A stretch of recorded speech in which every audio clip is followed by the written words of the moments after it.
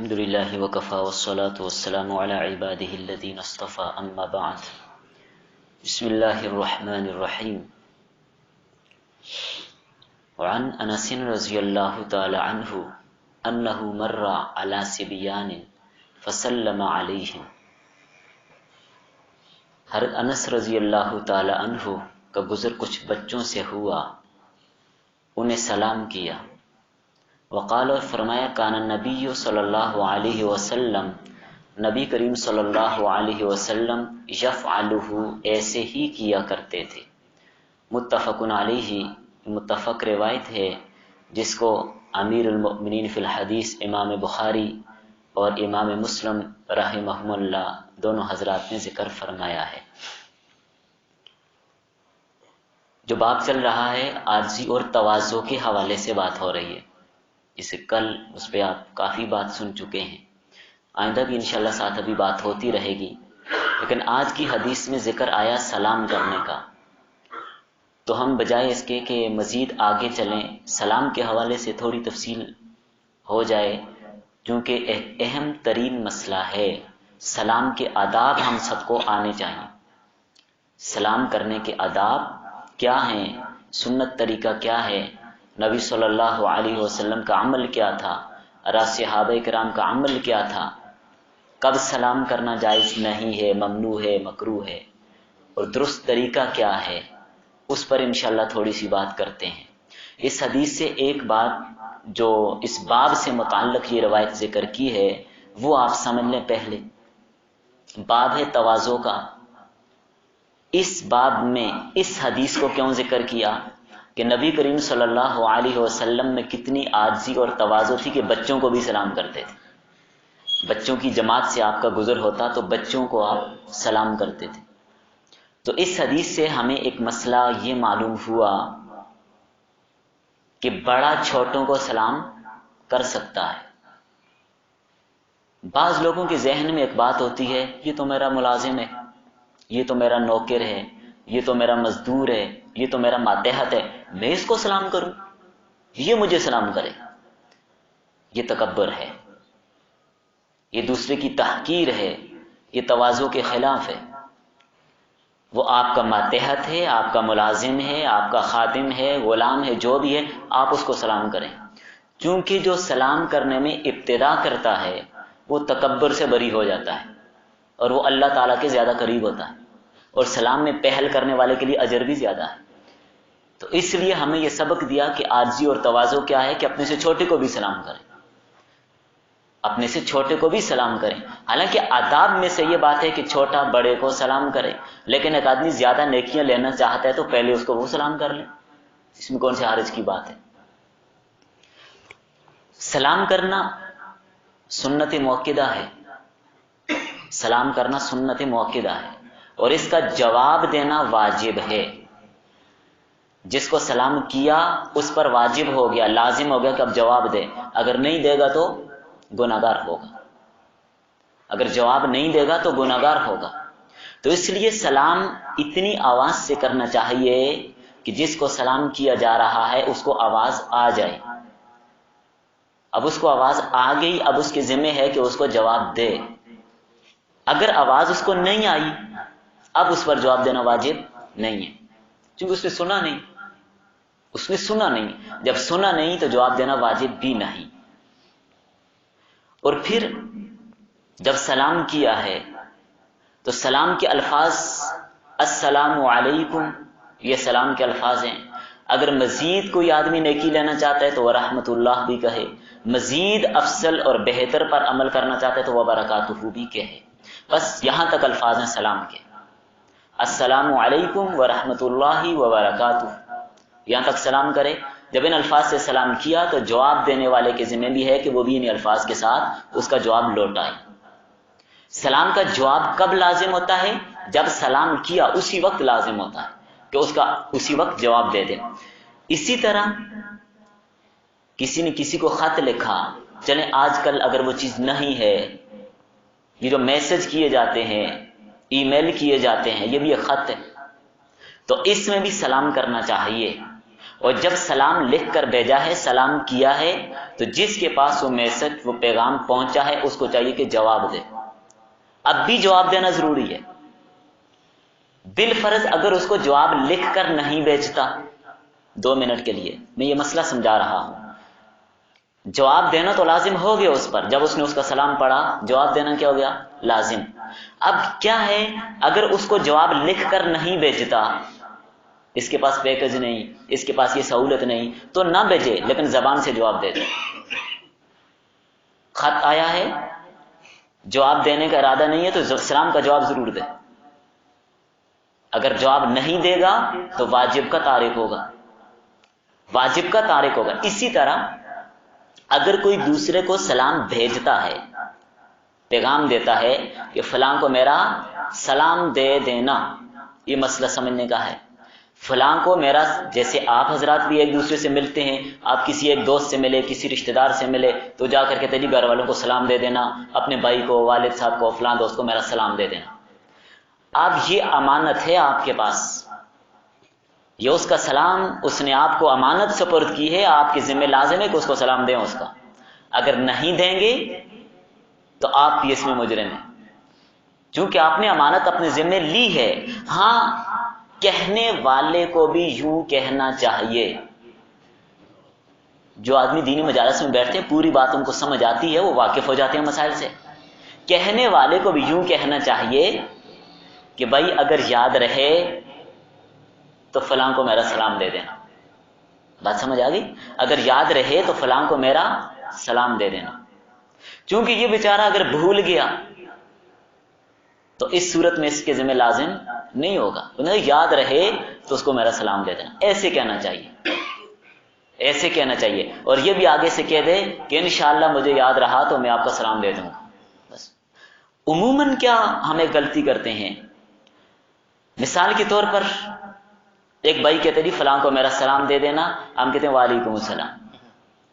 بھئی اس نے آپ کو نہیں سلام کیا، آپ کے ساتھ تو سلام جب آپ رخصت ہو رہے ہیں ہو گیا، اس نے کہا فلاں کو میرا سلام دے دینا، آپ کہتے ہیں وعلیکم السلام۔ بھئی آپ کو کیا نہیں، جس کے لیے بھیجا ہے اس کی ذمہ داری ہے، اس کو آپ پہنچائیں پھر وہ جواب دیں۔ اور ایک مزے کی بات، جس کو جب سلام پہنچایا جاتا ہے کہ بھائی فلاں بھائی آپ کو سلام دے رہے تھے، وہ کہتا ہے وعلیکم السلام، یہ سلام کا جواب پورا نہیں ہوا۔ سلام بھیجا اس نے، یہ دینے والے کو کہتے جی آپ پر سلام ہو۔ جس نے سلام بھیجا ہے، مثلا زید نے سلام بھیجا بکر کی طرف، بیچ میں پیغام لے کے آنے والا خالد ہے، تو زید نے جب سلام بھیجا خالد کے ہاتھ کے بکر کو میرا سلام دے دینا، اب بکر خالد کو آگے سے کہتا ہے وعلیکم السلام، سلام بھیجا زید نے، لہذا اس کا طریقہ کیا ہے؟ علیکا وعلیہ السلام، بھئی آپ پر بھی سلام ہو اور جس نے سلام بھیجا ہے اس پر بھی سلام ہو، آپ پر بھی سلام ہو اور جس نے سلام بھیجا ہے اس پر بھی سلام ہو۔ تو اگر کوئی سلام بھیجتا ہے تو اس میں یہ طریقہ ہوگا، یہ بھی ذہن میں رکھنا چاہیے۔ دونوں نے سلام کیا السلام علیکم، دوسرے نے بھی کہا السلام علیکم، اب بہتر یہ ہے کہ دونوں کہہ دیں وعلیکم السلام وعلیکم السلام۔ ایک دوسرے کو جلدی میں سلام باز ہو جاتا ہے، تو بہتر یہ ہے کہ دونوں وعلیکم السلام کہہ دیں، لیکن اگر کسی نے نہ بھی کہا تو اس صورت میں بھی جواب ہو ہی جائے گا۔ بعض اوقات مثلا ہم یہاں پر جتنے افراد بیٹھے ہیں، باہر سے ایک آدمی آیا، اس نے کسی ایک کا نام لے کر کہا کہ فلاں صاحب السلام علیکم۔ اب میں جواب دے دوں، آپ میں سے کوئی جواب دے دے، کافی نہیں ہوگا، کیونکہ اس نے جس کو سلام کیا جب تک وہ جواب نہیں دے گا مسئلہ حل نہیں ہوگا، اس کی ذمہ لازم ہی رہے گا۔ لیکن عموماً یہاں مجلس میں بیٹھے ہیں جتنے افراد، باہر سے کوئی آیا اس نے اجتماعی طور پر سلام کیا السلام علیکم، ہماری مجلس میں سے کسی ایک آدمی نے کہہ دیا وعلیکم السلام، واجب ادا ہو گیا سب کی طرف سے۔ لیکن اگر متعین کیا ہے تو پھر اسی کے ذمہ لازم ہے کہ وہ جواب دے۔ بلکہ خالی گھر میں اگر جائے تو وہاں پر بھی جا کر اگر گھر میں حضرات موجود ہیں، گھر والے بیوی بچے موجود ہیں، ان کو السلام علیکم، اور اگر کوئی بھی نہیں ہے تو السلام علینا وعلی عباد اللہ الصالحین، پھر بھی سلام کرے تو اس کی برکات ہوں گی۔ اگر غیر مسلم کوئی سامنے آ گیا تو اس کو سلام نہیں کرنا۔ سلام رحمت کی، برکتوں کی دعا ہے، سلامتی کی دعا ہے، تو سلامتی کی دعا غیر مسلم کے لیے نہیں ہوتی، کافر کے لیے نہیں ہوتی، دین کے دشمن کے لیے سلامتی کی دعا نہیں ہوتی، مسلمان کے لیے ہوتی ہے، رحمت مسلمان کے لیے ہے، غیر مسلم کے لیے نہیں۔ میری مراد غیر مسلم سے، لگتا ہے آپ ابھی بھی نہیں سمجھے، میری مراد غیر مسلم سے وہ ہے، میری مراد کافر سے وہ ہے جس کو شریعت کافر کہتی ہے۔ عوام جس کو کافر کہتی ہے اس کی بات میں نہیں کر رہا، عوام کے ذہن میں، عوام کی نظر میں کافر کون ہے؟ یہودی، عیسائی، ہندو، سکھ، سورج پرست، بتوں کی پوجا کرنے والے، یہ عوام کی نظر میں کافر ہیں۔ لیکن شریعت میں کچھ لوگ وہ بھی ہیں کہ جو کہتے تو اپنے آپ کو مسلمان ہیں لیکن شریعت کی نظر میں وہ بھی کافر ہیں۔ روافض، منکرین صحابہ، گستاخ صحابہ، گستاخ اہل بیت، گستاخ قرآن، مرزائی، اگرچہ لاکھ بار اپنے آپ کو وہ کہیں ہم مسلمان ہیں، اس میں تو کوئی شک نہیں نا مرزائی کافر ہے، ذرہ برابر بھی شک نہیں، جو شک کرے گا وہ خود جائے گا، ذرہ برابر بھی شک نہیں کہ مرزائی کافر ہیں۔ لیکن بعض لوگ ابھی بھی اس بات کو نہیں سمجھتے، میں نے خود اپنی آنکھوں سے دیکھا، ان کے ساتھ بیٹھے ہاتھ ملا رہے ہیں، بات سلام کر رہے ہیں، گپیں لگا رہے ہیں۔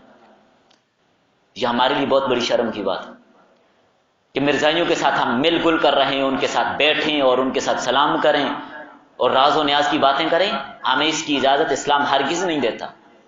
مرزائی اور عام کافر میں زمین اور آسمان کا فرق ہے۔ مرزائی آستین کا سانپ ہے، اس کے ساتھ تعلقات، اس سے لین دین، خرید و فروخت منع ہے۔ ہم عام دیکھتے ہیں مرزائیوں کی دکان سے ہمارے بچے چیزیں لے رہے ہوتے ہیں، کتنی مسلمانوں کی دکان دور ہے، بھائی دور ہے، 4 منٹ زیادہ لگ جائیں گے، 5 منٹ زیادہ لگ جائیں گے، شریعت آپ کو اجازت نہیں دیتی کہ گستاخ رسول اور مرتدین اور زندیقوں کے ساتھ آپ تعلقات رکھیں، ہرگز شریعت اس بات کی اجازت نہیں دیتی۔ ایک آنے کی چیز بھی کسی مرزائی کی دکان سے نہ خریدیں اور نہ اپنے بچوں کو خریدنے دیں، ان کے ساتھ قطع تعلق ہی ہے، ان کے ساتھ کوئی تعلق نہیں مرزائی کے ساتھ۔ اور جو آدمی مرزائیوں سے لین دین کر رہا ہے، مرزائیوں سے تعلقات کر رہا ہے، وہ کس منہ سے اس بات پر وہ کس زبان سے وہ کہہ رہا ہے کہ میں محمد الرسول اللہ کا امتی ہوں، یا وہ کس منہ سے اللہ کے نبی کے سامنے جائے گا اور کس ذہن سے وہ سفارش اور شفاعت کی امید لگائے بیٹھا ہے، جو مرزائی کے ساتھ، اللہ کے رسول کے ساتھ تعلقات رکھ رہا ہے، لین دین ہو رہے ہیں اس کے ساتھ۔ شیزان کمپنی والے تو خود یہ بات کہتے ہیں کہ ہمارا جتنا منافع، آمدن، پرافٹ ہوتی ہے، یہ میں اپنے مسلمان دکاندار بھائیوں سے بھی کہوں گا، اپنی دکانوں پر لکھ کر لگائیں کہ یہاں پر مرزائیوں کی کسی کمپنی کی کوئی چیز خریدی یا فروخت نہیں کی جائے گی۔ شیزان شیطان مرزائیوں کی ہے اور اس کے مالک کو خود اعتراف ہے، کئی دفعہ وہ کہہ چکا ہے کہ اس میں جتنا فائدہ ہوتا ہے اس کا کچھ فیصد وہ ختم نبوت کے خلاف لگا رہے ہیں، اور ہم شیزان لے کے پی رہے ہیں، خرید رہے ہیں ان کی چیزیں۔ شیزان لینے کی ہرگز اجازت نہیں ہے، شیزان کا جوس ہو، کیچپ ہو، اس کی بوتلیں ہو، کوئی بھی چیز ہو، وہ اللہ کے رسول کا دل دکھا رہے ہیں، ختم نبوت کے خلاف ہمارا پیسہ لگ رہا ہے، لہذا میں ہوش کے ناخن لینے چاہیے۔ تو بتا یہ رہا تھا کہ غیر مسلم سے سلام بھی نہیں، ہاں اگر کوئی ایسا واسطہ پڑ جائے، آمنا سامنا ہو جائے، السلام علی من اتبع الہدی، جو ہدایت کی پیروی کرے اس پر سلام ہو، السلام علی من اتبع الہدی، اس کو یوں سلام کرنا ہے۔ بعض اوقات ایسے ہوتا ہے، آدمی چل رہا ہے، کوئی آدمی پیچھے سے آ گیا، تو جو پیچھے سے آیا ہے اس کو چاہیے کہ جو آگے جا رہا ہے اس کو سلام کرے، جو کھڑا ہے وہ بیٹھے کو سلام کرے۔ یہ صرف آداب بتا رہا ہوں، ورنہ بیٹھا اگر پہل کر لے تو اچھی بات ہے، کوئی حرج کی بات اس میں نہیں ہے، وہ اپنے لیے عار محسوس نہ کرے، وہ نہ سمجھے میں بڑا آدمی ہوں وہی مجھے کرے، وہ سلام کر لے، پہلے بول جائے۔ جو سوار ہے وہ پیدل کو سلام کرے، اور چلنے والا بیٹھنے والوں کو سلام کریں جو رکے ہوئے ہیں، اور جو تھوڑے ہیں وہ زیادہ کو سلام کریں، چھوٹا بڑے کو سلام کرے، یہ آداب ہیں۔ ورنہ اس کے خلاف نہیں ہو جاتا کہ بڑے نے چھوٹے کو کر دیا تو آپ کی عزت کم ہو گئی، ہرگز نہیں۔ ہمارے ذہن میں یہ ہوتا ہے کہ بیوی مجھے سلام کرے، بھئی آپ سلام کر دو، یہ بھی سنت ہے کہ آپ بیوی کو جا کر سلام کریں گے۔ بعض لوگ اس کو عار سمجھتے ہیں کہ ہم بیوی کو سلام کریں، بھئی اللہ کے نبی نہیں کرتے تھے؟ بیوی کو آپ سلام کریں، اس سے تو اس کے دل میں محبت پیدا ہوگی، ہم انتظار میں رہتے نہیں وہ مجھے سلام کرے، یہ کون سا طریقہ ہے؟ تو لہذا سنت یہ ہے کہ بیوی کو بھی سلام کیا جائے۔ اس لیے سلام کے ساتھ مصافحہ بھی ہے، مصافحہ کرنا یہ الگ سے سنت ہے۔ سلام کرنا الگ سنت، مسافہ کرنا الگ سے سنت، دونوں الگ الگ سنتیں ہیں، تو دونوں پر عمل کرنا چاہیے۔ بعض لوگ صرف ہاتھ ملاتے ہیں، منہ سے کچھ بھی نہیں بولتے، منہ سے کچھ نہیں بولتے، تو یہ سنت کے خلاف ہے۔ یا بعض کوئی دور سے جا رہا ہے، اس کو ایسے ہاتھ ہلا دیتے ہیں، بھئی یہ سلام نہیں ہے۔ ہاں یا تو دور سے ہے تو آپ منہ سے سلام بھی کہیں، ساتھ اشارہ کریں گے میں نے سلام کیا ہے، پھر تو ٹھیک ہے۔ لیکن محض ہاتھ ہلانا یہ غیر مسلموں کا طریقہ ہے، یہ ہمارے ہاں اس چیز کا تصور نہیں ہے۔ اور دوسری بات یہ کہ سلام السلام علیکم کے ساتھ کرنا چاہیے۔ بعض لوگ ملتے ہیں جیتے رہو، خوش رہو، آداب، یہ سنت کے خلاف ہے، لہذا ان چیزوں سے پرہیز کریں اور سنت پر عمل کرنا چاہیے۔ اگر کوئی فون کرتا ہے، فون پر بھی جب آپ نے فون ریسیو کیا ہے تو سب سے پہلے اس کو السلام علیکم کہیں، یہ نہیں کہ پہلے ہیلو کہیں، ابتدا السلام علیکم سے ہے، بعد میں آگے اس کو مخاطب کرنے کے لیے آپ کوئی بھی لفظ بول سکتے ہیں، لیکن ابتدا آپ نے سلام سے کرنی ہے، السلام علیکم، یہ ابتدا ہے۔ کسی کی کال آ رہی ہے، فون آپ سن رہے ہیں، تو ابتدا سلام سے کرنی ہے، یہی مسنون طریقہ ہے۔ بعض اوقات ایسے ہوتا ہے کہ کوئی مجلس ہے، جیسے ہماری مجلس ہے، درس قرآن ہو رہا ہے، درس حدیث ہو رہی ہے، دینی گفتگو ہو رہا ہے، دینی گفتگو ہو رہی ہے، ذکر ہو رہا ہے، تلاوت ہو رہی ہے، تو ان کو سلام نہ کیا جائے۔ فارغ بیٹھیں پھر ان کو سلام کریں، لیکن ذکر و اذکار میں، تلاوت میں، تسبیحات میں، عبادت میں کوئی مصروف ہے، نماز میں مصروف ہے، تو اس کو سلام نہیں کرنا چاہیے۔ پھر ایسے ہی بعض چیزیں ایسی ہیں، مثال کے طور پر ایک آدمی نماز پڑھ رہا ہے، اس کو سلام نہیں کرنا، ایک آدمی کھانا کھا رہا ہے، اس کو سلام نہیں کرنا، ایک آدمی اذان دے رہا ہے، اقامت ہو رہی ہے، جماعت ہو رہی ہے، یا کوئی آدمی کسی اور دینی کام میں مصروف ہے، تو اس کو بھی سلام نہیں کرنا۔ خطبہ ہو رہا ہے، خطبے کے دوران جو آیا تو اس وقت بھی سلام نہیں کرنا۔ کوئی آدمی پیشاب کرنے بیٹھا ہے، اس کو بھی سلام نہیں کرنا۔ کسی آدمی کا ستر کھلا ہوا ہے، اس کو بھی سلام نہیں کرنا۔